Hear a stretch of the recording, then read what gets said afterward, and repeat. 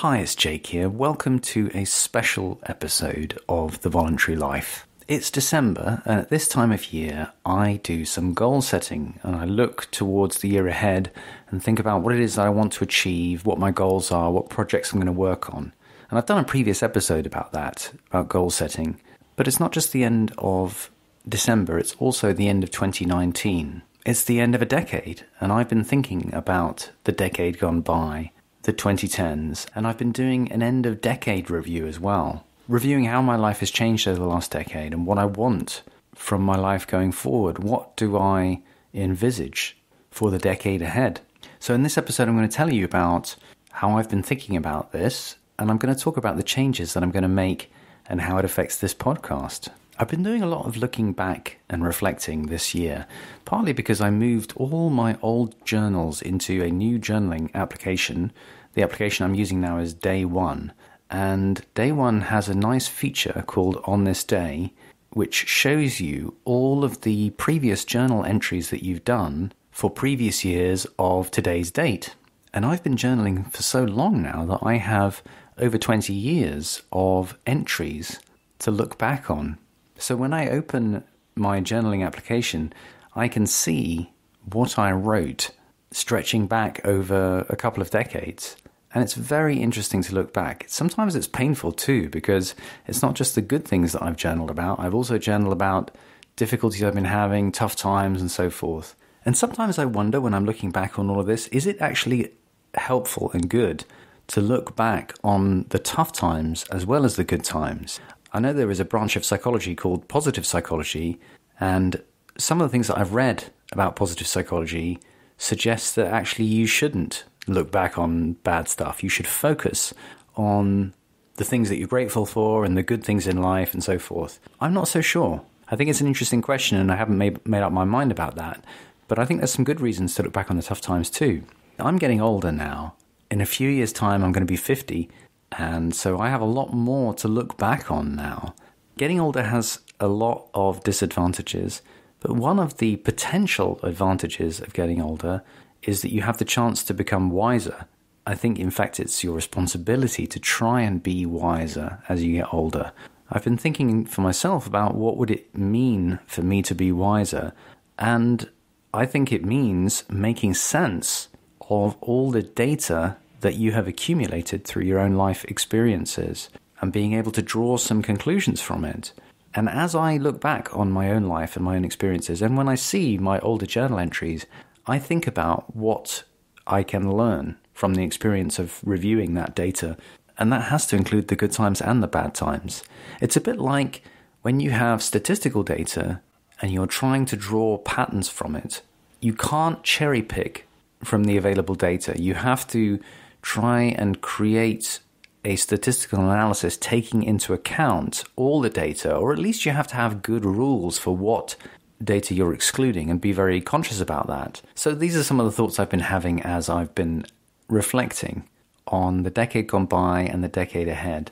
Now, I do want to acknowledge, of course, that decades are totally arbitrary, and I know that a decade doesn't really begin until the year ending in 1. So I appreciate that it's not really the beginning of a new decade, but everyone treats it as a new decade when the number changes. And I also appreciate that a number changing is totally arbitrary. I could just as easily divide my life meaningfully into half-decade points and look at it that way. But just because it's an arbitrary division, it doesn't mean that you can't get something meaningful out of dividing up your life into blocks of time and thinking about it. And the decades have been meaningful for me.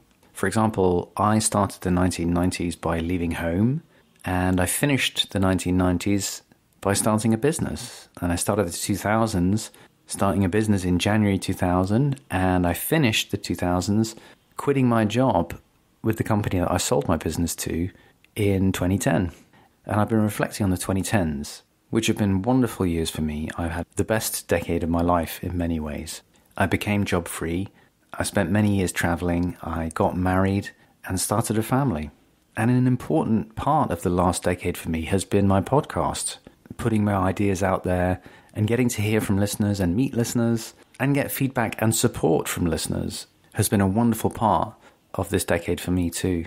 And now I'm thinking about What do I want from my life going forward? What are my goals and my direction for the decade ahead?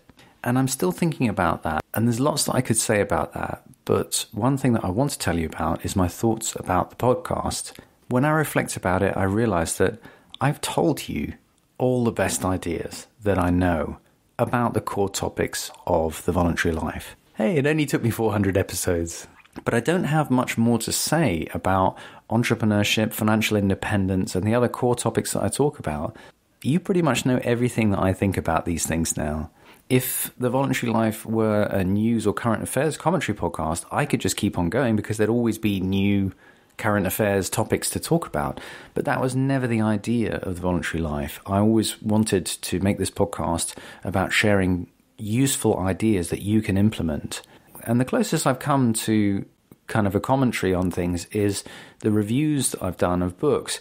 But even then, the idea was always to get evergreen content out of that and to talk about the ideas that are relevant and applicable in your own life. And I hope that means that if you're listening to this podcast in the future, you'll still find useful content, because the aim was always to create evergreen content. And since I've told you pretty much everything I know about the topics I talk about on the Voluntary Life, I could branch into new topics, and I've done that to a certain extent as the podcast has evolved. For example, bringing in the topic of parenting. But there's a limit to how many new topics I can fit under the broad umbrella of creating a life of your own choosing. Otherwise, it just becomes a podcast about the thoughts of Jake, which was also not the idea of the podcast originally. I wanted to stick to the themes about designing a life of your own choosing. And there are lots of things that I want to think about and read about that I've resisted reading books about because they don't have relevancy for the voluntary life, and part of me just thinks, oh, I won't be able to get an episode out of that, so I'm not going to read it because I've got limited time and I want to be able to get content out of the things that I read. I could also go out and do interviews and create more content, but that was never the unique selling point of this podcast, because you can find lots of interview shows. And for the interviews that I've done, every one of them I did because I wanted to know what the person I interviewed had to say. I was really curious about it, and I don't want to just interview people for the sake of getting content. And the main conclusion that I've come to is that I don't want to podcast out of habit. If I don't have really interesting new stuff to tell you, then I shouldn't be podcasting. And so for those reasons, I've decided to stop the Voluntary Life podcast. I'm going to end my Patreon. It's been amazing having the support that I've had on Patreon, and has definitely kept the show going this long for the last few years, having the support that I've had. And when I do get support from listeners through Patreon, not only does taking that money incentivize me to carry on the show, but it also means that I feel a responsibility to keep producing content. So I'm going to stop the Patreon.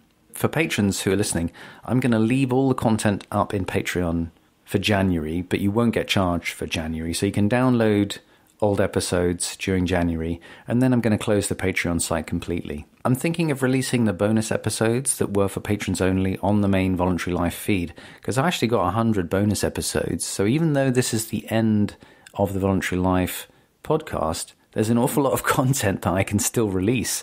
There's 2 years worth of content that I could release. So that's something I'm thinking about doing. So you're probably going to continue getting episodes on this podcast feed for some time, even though I'm going to stop creating new episodes. I think there's some wonderful content on the bonus episodes. It's been so much fun talking to listeners and having listeners ask questions about the things that they're interested in. So the bonus episodes are an interesting mix of questions and discussions about the topics that we talk about on the Voluntary Life. And I'm going to stop podcasting and go on a long break, maybe permanently. I might release the odd episode if I feel inspired to, and if I feel like I have a bunch of new stuff to share that's still relevant to the Voluntary Life, I will come back and do more episodes. But for the moment, I'm going to stop doing the podcast. One of the reasons that I'm stopping doing the podcast is because I have other projects that I want to do, and I'm still formulating my ideas about the different things that I want to do. But what's on my mind about this is this idea that I've read many times in various productivity books, that the thing that stops you from doing great things that are hard is doing quite good things that are easy. And that certainly applies to me when it comes to writing. It's incredibly hard to write with kids. It's very hard to get good concentration time, and I find writing very difficult to do anyway. And I think there's something to be said for not giving myself useful, quite good things to do to get in the way of doing more important but hard things. So it's much easier for me to do something like a podcast and feel like I've accomplished something than it is for me to sit down and write, which is much slower going. There's much less immediate payoff. And in general, I just find it harder. But I think writing is, in the long run, a more polished, clearer and better presentation of my ideas. Certainly I'm very proud of my podcasts, but I'm really proud of my books because I think they are a condensed and better presentation of the best ideas that I have. Being a parent is going to be a huge part of the decade ahead. And if I have creative time outside that, there are some things that I want to do that I need to devote more time to, and writing is one of them. I have very mixed feelings about stopping the podcast. I love podcasting. I love connecting with listeners. I really appreciate you listening to my podcast, and I really appreciate the feedback and especially the support that I've had from listeners. So part of me feels quite sad about not continuing doing the podcast, but I also want to continue to grow as a person, and I don't want to get stuck in doing things out of habit alone. So I just want to say thank you so much for listening to this podcast and for all your support.